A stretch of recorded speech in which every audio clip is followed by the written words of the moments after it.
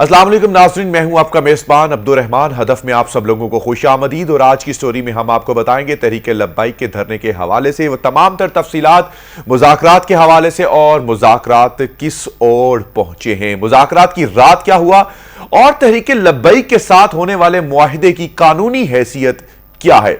विफाकी वजीर बराए मजहबी अमूर नूरुल हक कादरी का कहना है कि हुकूमती मुज़ाकराती टीम और तहरीके लब्बाइक पाकिस्तान के दरमियान फैजाबाद धरना खत्म करवाने के हवाले से होने वाले मुआहिदे की कोई कानूनी हैसियत नहीं है, जिसके बायस उसे किसी अदालत में चैलेंज नहीं किया जा सकता।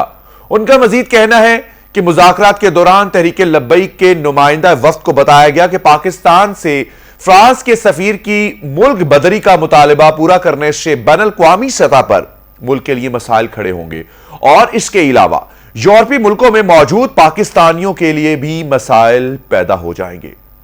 उन्होंने कहा कि फ्रांस में पैगंबर इस्लाम सल्लल्लाहु अलैहि वसल्लम के खाकों की इशाअत के खिलाफ हुकूमत को तहरीके लब्बाइक के एहतजाज पर कोई इतराज नहीं था, बल्कि मसला सिर्फ एहतजाज के तरीकाकार पर था।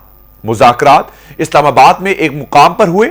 उन्होंने कहा कि मुज़ाकरात में वफाकी वजीर दाखिला एजाज शाह के अलावा एहतसाब से मुतालिक वज़ीर आज़म के मुशीर शहजाद अकबर भी शामिल थे, जबकि तहरीके लब्बाइक के 4 अफराद पर मुश्तमिल नुमाइंदा वक्त मुज़ाकरात में शरीक था। फ्रांस के सफीर को निकालने के लिए हुकूमत पार्लियामेंट में कानून साजी करेगी और उन्होंने तहरीके लब्बाइक के नुमाइंदा वक्त से भी कहा कि वो इस हवाले से रायमा कायम करने के लिए अपना असर रसूख इस्तेमाल करें। फ्रांस की मसनूआत पर पाबंदी के बारे में नूरुल हक कादरी का कहना था कि हुकूमत इस सिलसिले में मुल्क भर के तमाम चैंबर्स ऑफ कॉमर्स से बात करेगी।